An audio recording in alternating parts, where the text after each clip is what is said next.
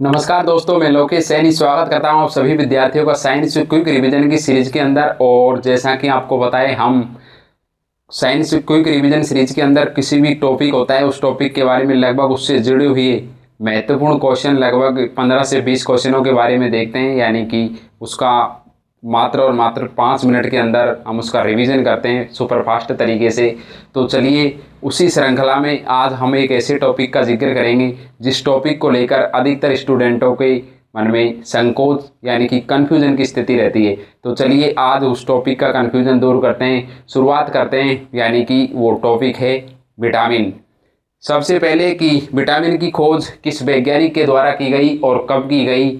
Vitamin की खोज लूनी नामक वैज्ञानिक के द्वारा की गई है और सन 1881 के अंदर। अधिकतर आप कहीं भी सर्च करेंगे तो ये मिलेगा कि विटामिन की जो खोज है वो सन 1881 के अंदर की गई है, जबकि ऑथेंटिक डाटा नहीं है क्योंकि इसका जिक्र एनसीईआरटी में नहीं किया गया कि विटामिन की खोज इस सन में की गई है। इसलिए फिर विटामिन का जो नाम है वो कैसिमर फंक के द्वारा दिया गया। और विटामिन का जो सिद्धांत है वो दो वैज्ञानिक है, एक तो हॉपकिंस और एक सी फंक। सी फंक का मतलब कैसिमर फंक के द्वारा सन 1912 में विटामिन का सिद्धांत दिया गया।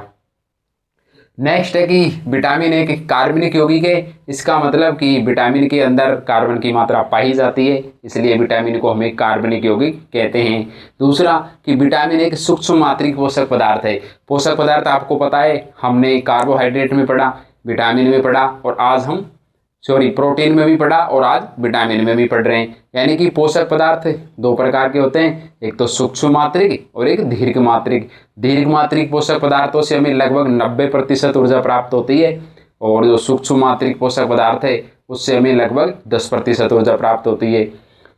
दीर्घ मात्रिक में आते हैं कार्बोहाइड्रेट, प्रोटीन और वसा, जबकि सूक्ष्म मात्रिक में आते हैं विटामिन, खनिज लवण, जल और रेशे या फाइबर। तो विटामिन किसके अंदर आएगी? सूक्ष्म मात्रिक के अंदर, इसलिए विटामिन को हम एक सूक्ष्म मात्रिक पोषक पदार्थ मानते हैं। अगला है कि विटामिन का कार्य क्या है, यानी कि उपापचयी क्रियाओं को नियंत्रित करने का कार्य विटामिन करती है। यानी कि हमारे शरीर में जितनी भी क्रियाएं होती है उन सभी को नियंत्रित करने का कार्य करती है, वो होती है विटामिन। इसलिए इसे हम कह सकते हैं कि एक शब्द दे सकते हैं इसे कि विटामिन का कार्य उपापचयी क्रियाओं को नियंत्रित करना है। यानी कि हमारे शरीर में जितनी भी एक्टिविटी होती है उन सभी को नियंत्रित करने का कार्य विटामिन करती है। नेक्स्ट है कि विटामिन के द्वारा हमारे शरीर में किसी भी प्रकार की कोई ऊर्जा नहीं मिलती है। विटामिन से कोई भी ऊर्जा प्राप्त नहीं होती है, जबकि हमें ऊर्जा प्राप्त होती है कार्बोहाइड्रेट, प्रोटीन, वसा, इन सब से हमें सर्वाधिक ऊर्जा प्राप्त होती है। यानी कि 90% ऊर्जा हमें कार्बोहाइड्रेट, प्रोटीन और वसा से ही मिलती है। नेक्स्ट है कि विटामिन दो प्रकार की होती है, एक तो विटामिन वसा में घुलनशील विटामिन जो वसा में घुलती है और एक जल में घुलनशील विटामिन जो जल में घुलती है। वसा में घुलनशील विटामिन होती है vitamin A, vitamin D, vitamin E और विटामिन के। ये 4 विटामिन होती है जो वसा में घुलनशील होती है, जबकि 2 विटामिन है जो जल में घुलनशील होती है। विटामिन बी और विटामिन सी दोनों विटामिन है जो जल में घुलनशील होती है। अब हम एक एक करके बारे में पढ़ेंगे। पहले पढ़ेंगे हम वसा में घुलनशील विटामिन के बारे में। वसा में घुलनशील विटामिन की ट्रिक हम याद कर सकते हैं कि कीड़ा, यानी कि जो कीड़ा होता है वो वसा में घुलनशील विटामिन है। यानी कि विटामिन के, विटामिन ई और विटामिन डी और विटामिन ए, ये क्या है? वसा में घुलनशील विटामिन है। और बाकी की जितने भी विटामिन है वो किस में है? जल में घुलनशील। यानी कि बची कितनी? 2, यानी कि विटामिन बी और विटामिन सी दोनों जल में घुलनशील है। अब हम पढ़ेंगे विटामिन ए के बारे में। सबसे पहले कि विटामिन ए, इसका रासायनिक नाम क्या है? एग्जाम की दृष्टिकोण से विटामिनों के रासायनिक नाम बेहद ही इंपॉर्टेंट है। विटामिन में कुछ भी याद रहे या ना रहे, लेकिन उस विटामिन का हमें रासायनिक नाम याद होना बहुत ज़रूरी है। इसलिए सबसे पहले हम देखेंगे उसका रासायनिक नाम क्या है। बस विटामिन और उसका रासायनिक नाम इतना याद रह पाएगा एग्जाम में, बस इतना भी रह जाएगा, मोर देन सफिशिएंट, बहुत है वो। विटामिन ए का रासायनिक नाम है रेटिनॉल।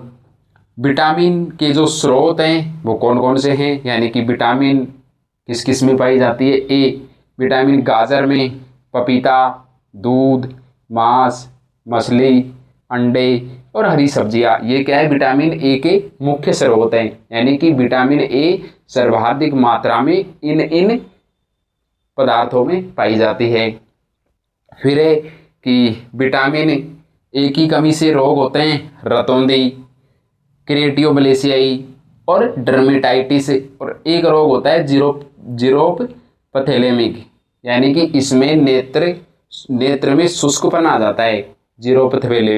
पथेलेमिक में इसमें नेत्र शुष्कपन का मतलब है आंखें सूखी सूखी हो जाती है इस रोग के अंदर इसमें। फिर हम पढ़ेंगे विटामिन डी के बारे में। वसा में घुलनशील vitamin number 2 vitamin D. Vitamin D का रासायनिक नाम है कैल्सीफेरोल। इसके स्रोत है धूप, दूध और कोल्ड लिवर ऑयल में भी विटामिन डी पाई जाती है। इसका मुख्य स्रोत है धूप, यानी कि विटामिन डी धूप के अंदर पाई जाती है, दूध के अंदर भी पाई जाती है और कोल्ड लिवर ऑयल के अंदर भी पाई जाती है।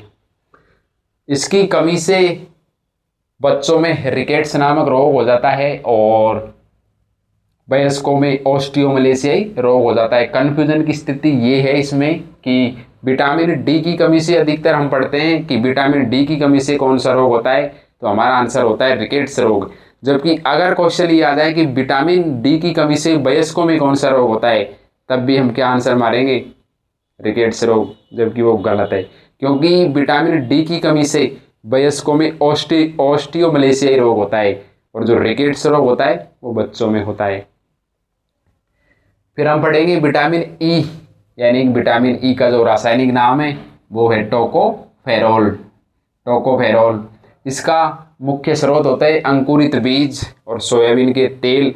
इसका सर्वाधिक जो विटामिन ई है वो अंकुरित बीजों में पाई जाती है और इसकी कमी से स्त्री में बांझपन रोग हो जाता है और पुरुषों में नपुंसकता रोग हो जाता है विटामिन ई की कमी से। और विटामिन ई को ही सुंदरता का विटामिन भी कहा जाता है।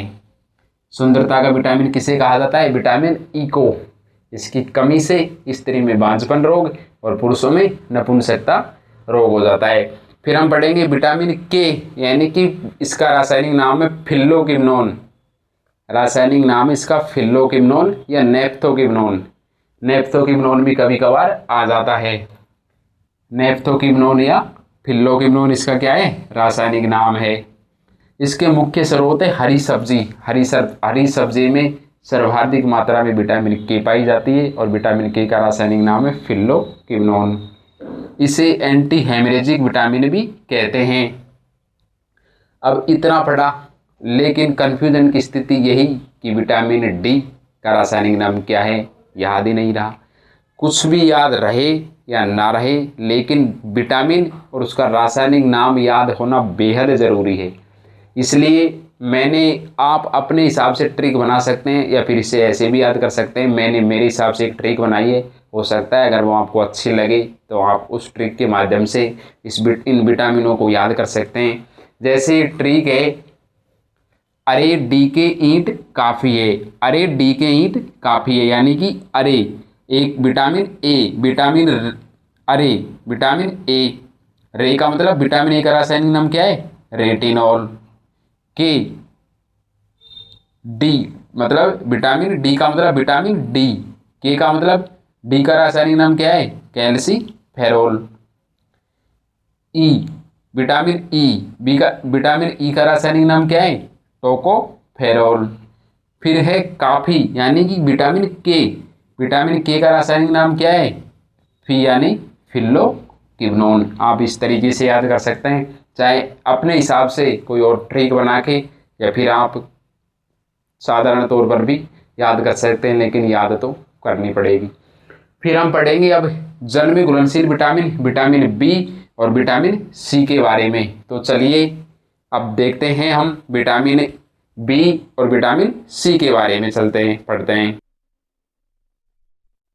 तो चलिए अब हम देखेंगे कि जल में कौन कौन सी विटामिन है जो घुलनशील होती है। जल में 2 विटामिन घुलनशील होती है, एक तो विटामिन बी और एक विटामिन सी, दोनों जल में घुलनशील होती है।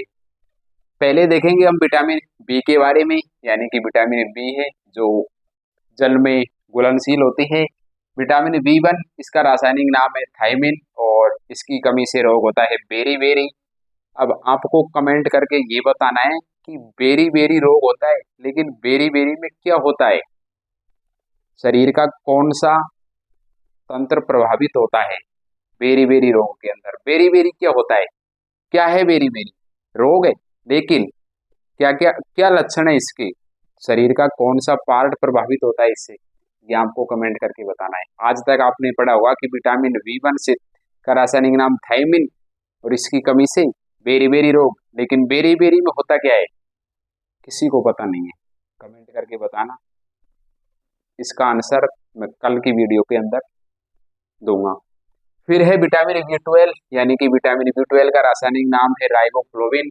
इसकी कमी से मुंह में छाले हो जाते हैं, होंठ फट जाते हैं, और गाल भी फट जाते हैं विटामिन बी ट्वेल्व की कमी से।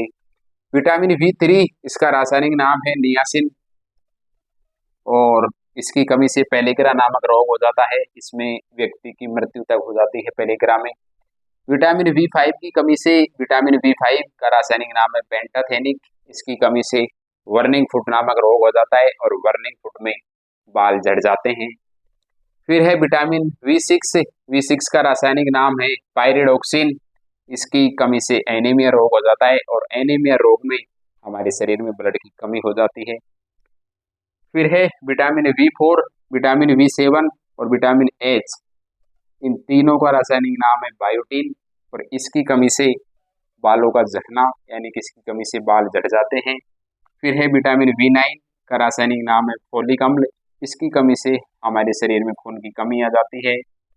विटामिन बी ट्वेल्व, इसका रासायनिक नाम है साइनोकोबालिन, इसकी कमी से परनीसियस एनीमिया रोग हो जाता है, और परनीसियस एनीमिया रोग में आरबीसी परिपक्व नहीं होती है, यानी कि आरबीसी पूरी तरह से विकसित नहीं होती है अगर इसकी कमी हो जाती है हमारे शरीर में विटामिन बी ट्वेल्व की। अब हम पढ़ेंगे विटामिन सी के बारे में। विटामिन सी, इसका रासायनिक नाम होता है एस कार्बोक अम्ल, एस कार्बिक अम्ल।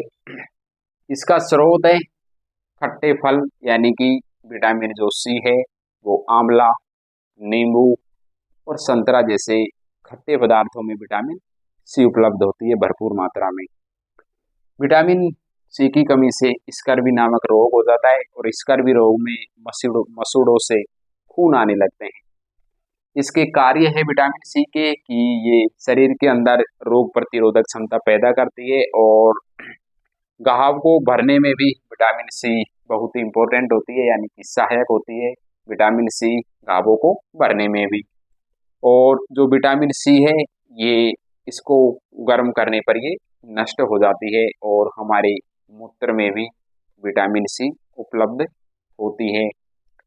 कल मैंने क्वेश्चन पूछा था आपसे कि कल हमने प्रोटीन टॉपिक का रिवीजन किया था, उसमें क्वेश्चन था कि किस शैवाल का उपयोग अंतरिक्ष यात्री अपने भोजन के रूप में करते हैं। इस क्वेश्चन का आंसर है कि क्लेरेला शैवाल है, इसमें प्रोटीन की लगभग 60% मात्रा पाई जाती है, और इस शैवाल का उपयोग अंतरिक्ष यात्री अपने भोजन के रूप में करते हैं। आपको इस वीडियो के नीचे इस क्वेश्चन का कमेंट करना है कि विटामिन बी वन से वेरी वेरी रोग होता है, वेरी वेरी रोग में शरीर का कौन सा तंत्र प्रभावित होता है, और इसका मैं आंसर कल की वीडियो के अंदर आपको मिलेगा। सो थैंक यू, बहुत बहुत धन्यवाद। मिलते हैं नेक्स्ट टॉपिक के रिवीजन के अंदर। अभी तक आपने प्रोटीन, कार्बोहाइड्रेट, लीवर, अग्नाशय ग्रंथि, आपने इनका रिवीजन अभी तक नहीं किया है तो इसी चैनल पर जाइए, और उन टॉपिक का भी इसी तरीके से डिटेल के साथ में आप रिवीजन कर सकते हैं। मात्र कुछ टाइम के अंदर हो सकता है ये वीडियो लगभग 12 से 13 मिनट के आसपास हो गई हो। थैंक यू, धन्यवाद। मिलते हैं नेक्स्ट टॉपिक के रिवीजन के अंदर। Love you all.